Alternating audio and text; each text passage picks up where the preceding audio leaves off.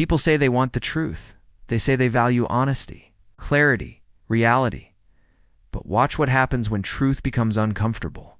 They argue, they rationalize, they dismiss, they retreat, not because the truth is unclear, but because it feels threatening. This contradiction isn't accidental. It's psychological. The human mind doesn't prioritize truth. It prioritizes stability.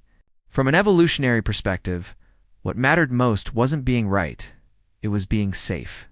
So the brain learned to protect coherence, not accuracy. This is why truth is welcomed only when it doesn't disturb existing beliefs. When truth confirms identity, it feels empowering. When truth challenges identity, it feels hostile. The mind reacts accordingly. Most people don't reject truth because it's false. They reject it because it destabilizes how they see themselves and their place in the world. Truth threatens comfort in three ways.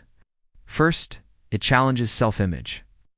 If a truth implies you are wrong, misguided, or avoiding something important, the mind experiences it as shame. So instead of adjusting understanding, it defends the self. Second, truth creates responsibility. Once you see something clearly, you can't unsee it. Truth removes excuses. It forces choice, and choice is heavy. So the mind prefers explanations that allow it to stay the same. Third, truth risks social friction.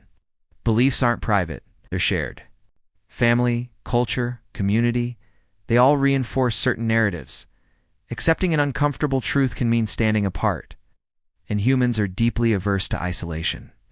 So the mind asks a quiet question: is this truth worth the cost? Often the answer is no. This is why people gravitate toward truths that feel reassuring, optimistic, or validating. Not because they're deeper, but because they're safer. This is also why harsh truths are labeled negative or toxic. Not because they harm, but because they remove illusions. And illusions feel protective. The irony is that truth itself is rarely destructive. What hurts is the delay. The longer truth is avoided, the more power it gains. Avoided truths don't disappear. They shape behavior silently. They show up as anxiety, defensiveness, restlessness, a vague sense of being stuck. People say they want clarity, but what they often mean is reassurance. Clarity demands change. Reassurance allows stasis. This doesn't mean people are dishonest. It means they're human. The mind is not a neutral observer. It's a guardian of continuity. Truth threatens continuity, so it's filtered. Understanding this changes how you see resistance. When someone rejects truth, they're not always being ignorant. They may be protecting something fragile. And when you resist truth yourself, it doesn't mean you're weak. It means something inside you is trying to stay intact. Growth begins when you recognize this mechanism. When you stop asking, "Is this truth comfortable?" Start asking, "What is this truth asking of me?" Isn't something you handle, something you integrate. Slowly, honestly, without rushing to defend yourself. And the people who seem most at peace aren't those who know everything, but those who are willing to let go of what no longer holds up.